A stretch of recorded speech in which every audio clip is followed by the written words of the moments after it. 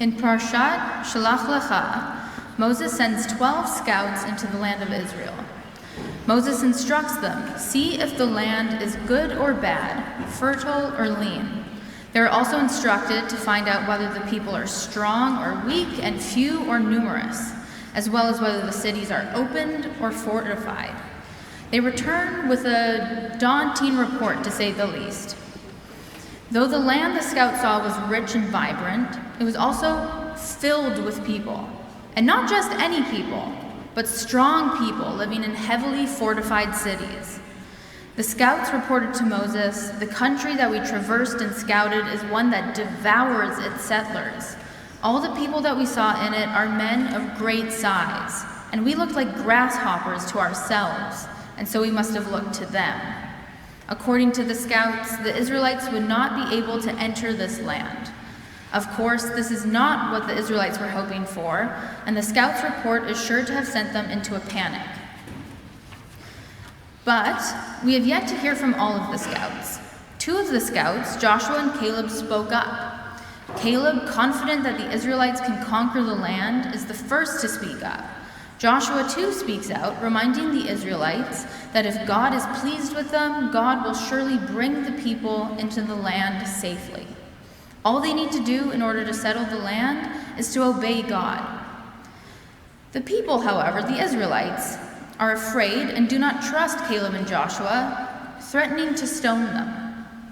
Amidst their threats, God appears, angry about the Israelites' lack of faith, and punishes them. Other than Caleb and Joshua, none of the group will be allowed to enter Israel. Rather, they will die in the wilderness. Furthermore, their children will have to wander the desert for 40 years, waiting for these deaths to come before they can enter Israel. In their exodus from Egypt and long march to Israel, we see the Israelites doubt God many times.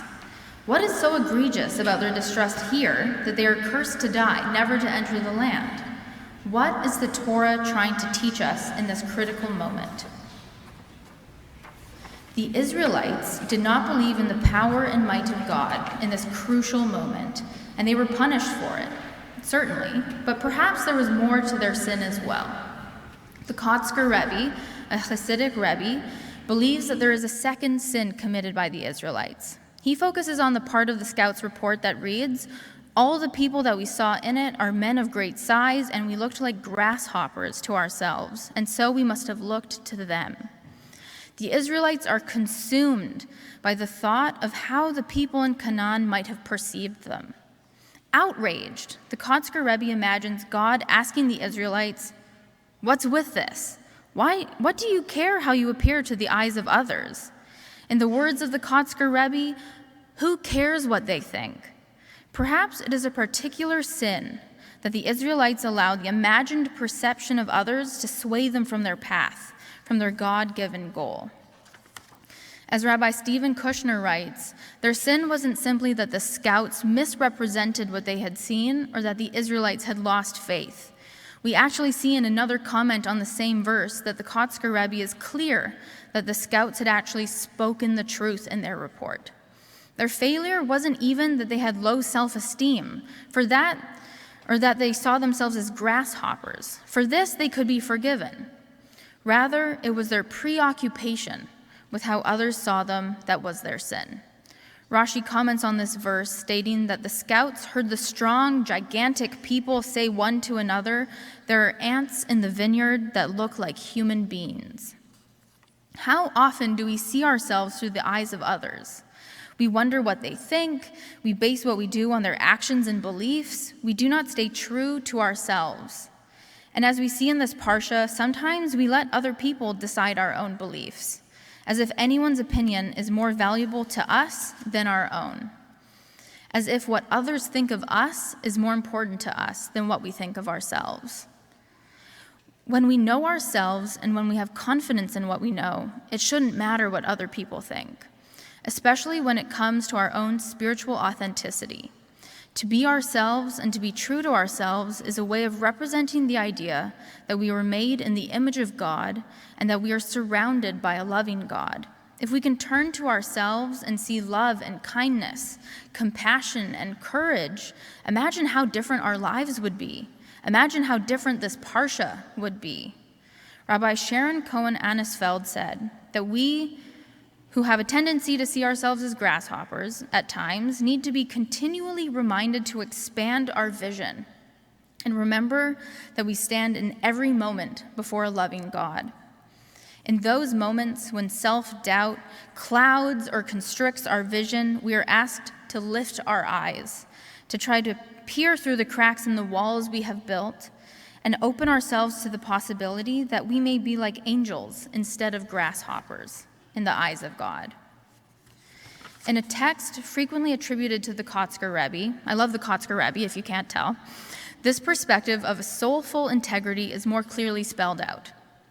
If I am I, because I am I, and you are you, because you are you, then I am I, and you are you. But if I am I, because you are you, and you are you, because I am I, then I am not I, and you are not you.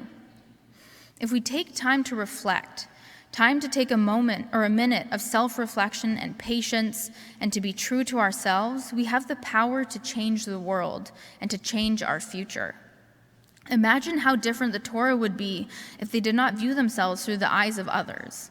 Imagine if they took a moment to take a deep breath, a moment of savlanut or patience, and saw themselves for who they really are, instead of turning back to the visceral fear that these ex-slaves must have felt.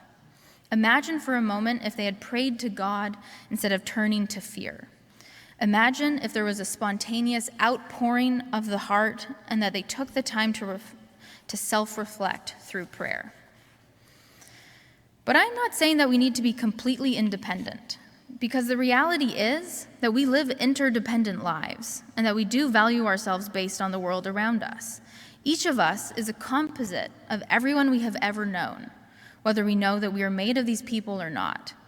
I see the real struggle today to be how to figure out how to be spiritually and personally authentic while living in this interdependent world.